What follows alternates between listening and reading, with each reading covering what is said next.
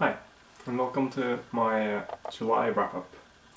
July was a really good reading month for me. I managed to read 20 books. The first book I read was a book by Henry Cloud called Never Go Back. 10 Things You'll Never Do Again. The next book I read is Barry Schwartz's book The Paradox of Choice, Why More is Less. How the culture of abundance robs us of satisfaction. The next book is the fourth book in this series that I read, and it's called Philosophy of Religion, Thinking About Faith, and it's by Stephen Evans and Zachary Manis. Then I read 3 books on relationships and singlehood. The first one is called The Singlehood Phenomenon. 10 brutally honest reasons people aren't getting married. And it's by Beverly Rogers and Tom Rogers. Next one is Marriable, Taking Desperate Out of Dating by Haley and Michael DeMarco. And the third one is called No and Not Yet, Making Sense of Single Life in the 21st Century by Jennifer Marshall. I think this is one of the best one of the 3 I read. The next book I read about simplifying life, and it's called Satisfied by Jeff Manion, Discovering Contentment in a World of Consumption. And this was a really good book. This is one of the best books about this theme that I've read for a long time. And I picked up one of Donald Miller's earlier books, and this is called Father Fiction, Chapters for a Fatherless Generation. This is a new edition, and the old one was called How to Catch Dragons. It's about how he grew up without a father for the most of the time, and how he dealt with that. The next book I read, I was a little bit disappointed with. It is called When God Goes to Starbucks, and A Guide to Everyday Apologetics by Paul Copan. Then I read The Dwelling Place of God by A.W. Tozer. What it means to have Christ living in you.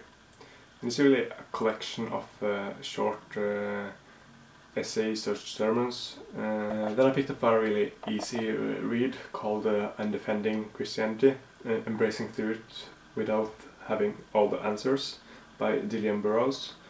It was different than I thought it would be, because it was such an easy read, and I was expecting a little bit more. Then I read a book called Jesus Feminist by Sarah Bessey. An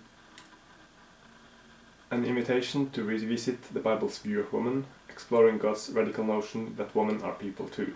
Then I finally finished the book that I have been reading for quite a time, and it's Augustine's great work, the Civita Dei, or I think it's called The City of God in English, but I read it in Norwegian, so it's Gud staten, eller Guds by. Then I picked up a little, relatively short essay by John Stuart Mill called On Liberty. It is really short, but it's really dense, and it took a long time to read, and it was really good. I really recommend this one. I also like to explore how Christianity meets the new media, like internet culture and blogging and everything in between. So I picked up this book called The New Media Frontier, Blogging and Podcasting for Christ. And it's really a collection of articles by a lot of different authors that explore different sides of the new media. This next book I was recommended by a friend I met on a political convention, and it's called How the Catholic Church Built Western Civilization by Thomas Woods.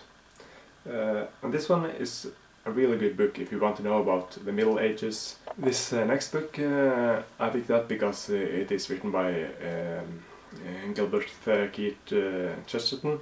This is the third book I read by him, and this was the first novel It's the first novel I read for like a half year or something, but I picked it up for fun to check it out, and it's called Napoleon of Notting Hill. It's a futuristic, I think I can call it a dystopian, written in 1904, and the story is like in 1984 and 20 years like in the future from there.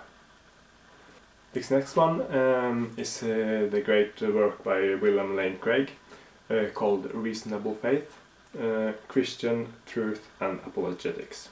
It's a really big book with really much text in every page, and I used a lot of time reading it, but it was really rewarding.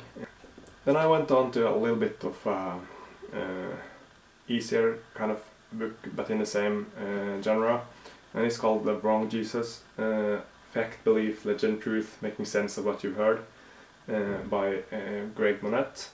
And the last book I read also in Norwegian, and it's Julian of Norwich, Visjoner av Guds kjærlighet. It's called Revelations of Divine Love in English.